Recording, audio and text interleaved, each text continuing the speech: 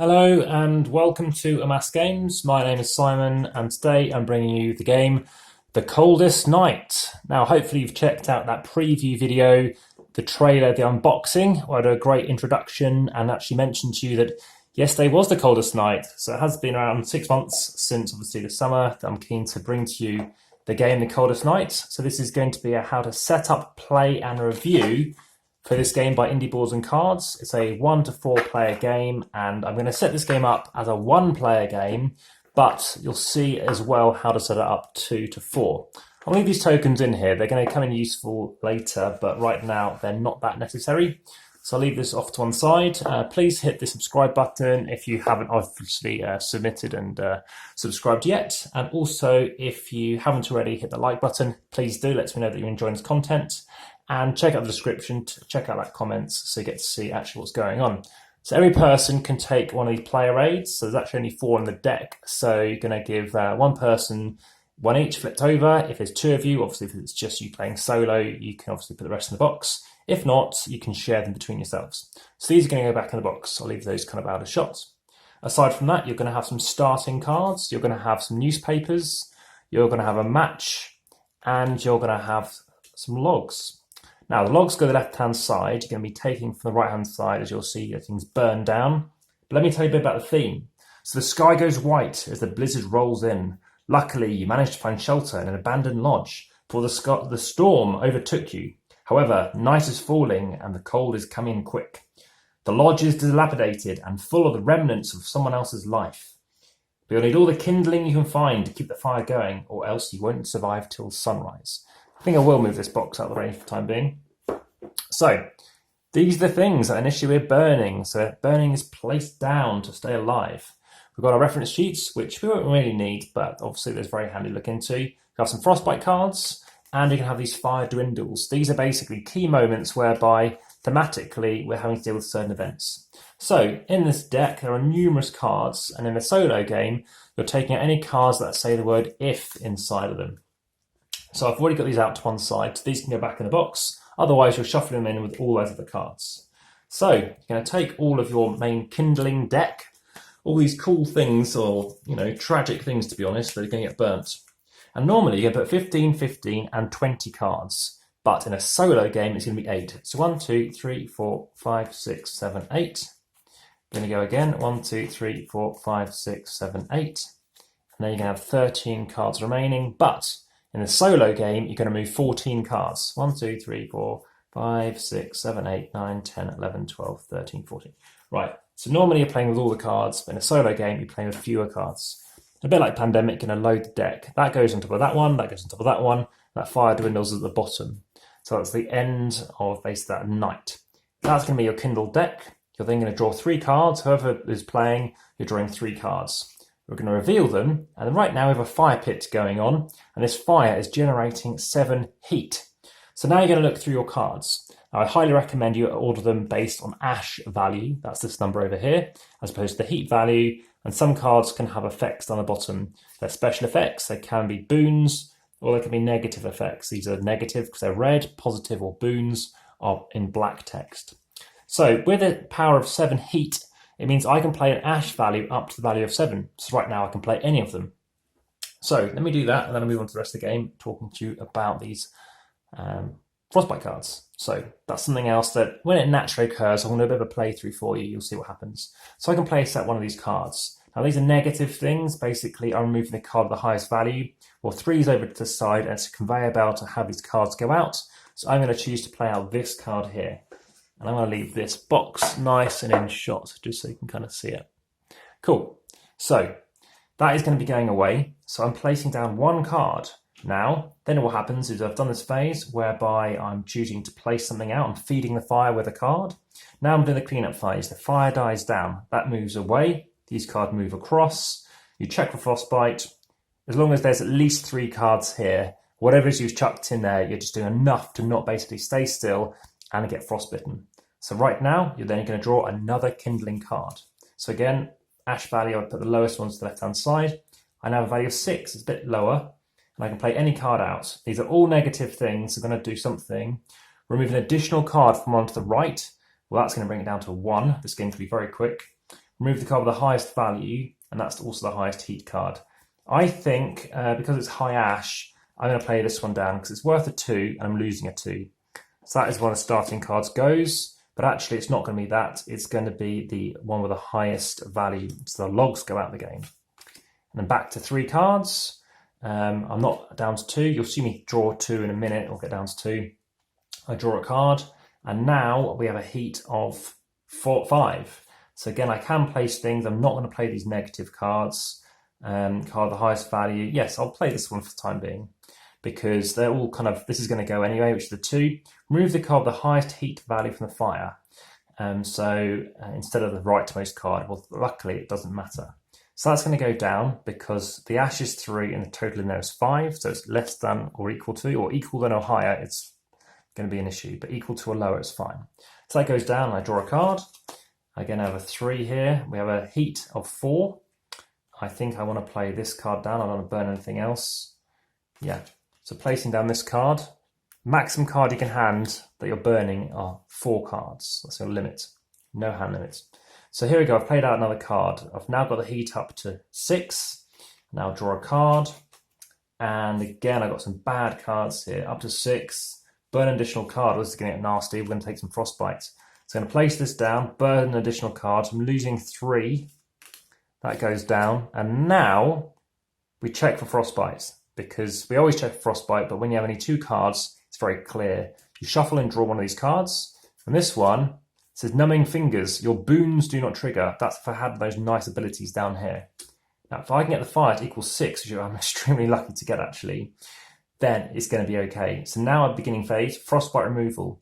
If what value is out here, which happens to be 6, equals the Frostbite value, then basically I would say it's an equilibrium. You're slowly bringing that numbness back, or you're not overheating your hands. So that card goes out of the game. Now you can lose the game if there's no cards here, or there's no Frostbite cards left. You've just been bit too many times. You win the game if all these cards go. Let's crack on and keep going. So right now, that's gone away. I can now feed the fire. So again, I could play all these cards. It's a heat value of 6. Got to play a card. I don't have to play a card. I could scavenge. I'm tempted to do that because I'm going to lose 2 cards and I've got a heat value of 2. I want to play this card out. If I play it this way round, that's still fine. I'll place this here. So we're going to lose 2 cards. Just take another Frostbite. Okay. The ash value on every kindling card in your hand is considered 1 higher. So now it's worth 3. Well, that's too bad because I can't play this card. It's too high. So now I need to draw 3 cards. So I don't know if I drew up a card at the end of my last turn. Sorry if I didn't, let me know. So now I draw up 3 cards. Again, nothing happens here. So instead, the fire dies down. In fact, I lose the game because there's no cards left. So there we go. Quick run through on how to play that game. Hopefully that all made sense. Talk about the components quickly as I'm packing it away. Nice thick cards. They feel really thin, but very stiff, and that's really good effect considering you're constantly playing with them. It's quite a big box for what it is. It doesn't really need to be that big, considering it's just a deck of cards and some pieces. People say, would it fit in a 6-dimp box? I think it definitely would. Got these tokens, which as you see, we haven't actually picked up on. But here we go. Immediately add this card to the fire pit. So this is obviously a key card that's going to be a part of the game. And there's 3 of them, remember. So this, if you're going to pick it into your hand, it goes obviously straight out. You then are going to draw a different card into your hand, and you're going to lose that last card in that row. So your 4th card, if it's actually your 4th card. There are other things. Obviously got these benefit cards, which are in here too. Getting the axe as an example. What the axe does, I'll let you discover the rest. Draw a card or +1 heat. Others give you some extra heat, and you just use it for that turn. So yeah, what do I think of the game? Well, I haven't won it yet. I've played it quite a few times now, and played it solo. It says 20 minutes on the box. After your first couple of games, you'll get it down to 20 minutes. You need to get used to sometimes getting high enough, because some of these cards, these ash cards, go up to an 8. So make sure that obviously over 3 cards, or whatever it might be, that you can get enough heat out. Now these cards only go up to a 4. So you've got to be careful of that. You've got to try and use these if you can. Some of them say if heat's between 4 and 5, you can gain one of these bonuses. You've got to keep an eye on those kind of things. Aside from that, there is obviously a luck factor. But having said that, I think not saying it's mitigated, but knowing that you sometimes got to slowly edge up towards a 6 or an 8 for that heat is quite important. Equally, there's no different skill level, it's just one level of difficulty. Compared to the likes of, say, Pandemic, which does have multiple levels of difficulty, obviously lots of people like the replayability of it because there's 48 locations, say, that you could be going to. Whereas in this game, I feel there's replayability. I think until I win it, I can't really say how much I'll be replaying it. Of course, let me know whenever, obviously, you're checking this video out if I'm still playing it. But most importantly, I'd like to state that I'll be keen to play it with different player accounts. I'm keen to win it solo and with others. And to be honest, I'd play it with different groups. It's a 20-minute game, so it doesn't take long. It's quick enough to explain. Hopefully in the last 10 minutes, I've even had a chance to actually have a whole game out of it. You'll see it doesn't take too long. Now remember, you do need to separate those 3 starting cards. Those if cards, 2, 3, 4, 5, 6, 7. There's 7 if cards. Also in this box, it'd be nice if there's a little divider where you can keep all the non-solo cards. So again, the cards which you don't need to use. So the 3 Fire Dwindles cards you want to keep. Easy to determine because they have a slightly different edge in terms of that side there, and they're double-sided. The theme is really strong. Just seeing these things like wallpaper and a cloth doll. It's I know it's somebody else's house, but it's still quite a tough thing to be discovering, to be honest. And I have played it with the heating on, and I have actually had the chills playing this game, so that is something to note. The 3 starting cards, there's nothing that's really apparent to obviously take them out, apart from the fact that they're double-sided. So obviously flip them over, try and find them. Remember, logs goes on the left. With all those cards to the right typically going off, like in the game Hanabi, you want to try and game it so that when you're losing the card of the highest value, it's already in the rightmost position. Or maybe if you need to be discarding 2 cards, then you have obviously your Fire Dwindles card somewhere to the right-hand side. So still trying to merit that out. Again, I like a game where you're kind of discovering strategy, and sometimes it does take a few games to do that. But so far, it's just been about, okay, let's kind of get to grips with what cards we have. And at least in a solo game, it's a bit different because we're actually dealing with how things are and you don't know what's in the deck and etc. So obviously you need to constantly be adding values to make sure you're getting somewhere good. As I said, I think this could obviously fit into something. Obviously those cards are underneath. And I don't know, for a small game, it doesn't need to be a big box. Obviously it stands out. I love the art. In fact, something that's really nice is when you actually hold this deck out, it almost has, obviously you can see that kind of nice, almost 3D effect going on. Now the artist, he's only made one other game. There's no reference to him on the outside of the box or also on the BGG website. I think it's Jack Gregory. But there's another game that I thought was also by this artist, but it wasn't, so I won't mention that person presently. Aside from that, like I said, I kind of give this game a 7 out of 10. I think it's very good. Until I think I get into a win and understand how I've won, then obviously that proves that it's not just luck. There's enough things in there to suggest it's obviously not luck-based, but no, it's a very interesting concept.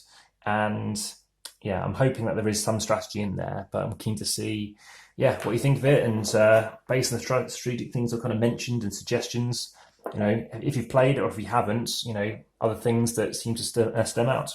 One thing I will also say is the rules. There's some ambiguity in a couple of places, and some things they do overemphasize. They mention these special effects a couple of times. Having said that, obviously they talk obstacles, but if there are 2 obstacles, that doesn't mention much. And having this rule book like that, as interesting as it is, to then find something, you need to flip it. So having that, I think, as a small little booklet with obviously a staple or something, it also fit better in here. That's the only reason I think that could be that size. So that's my view on that. But like I said, this has been The Coldest Night. It's Simon Lavender. Thank you very much for watching. Speak to you again very soon. Bye for now.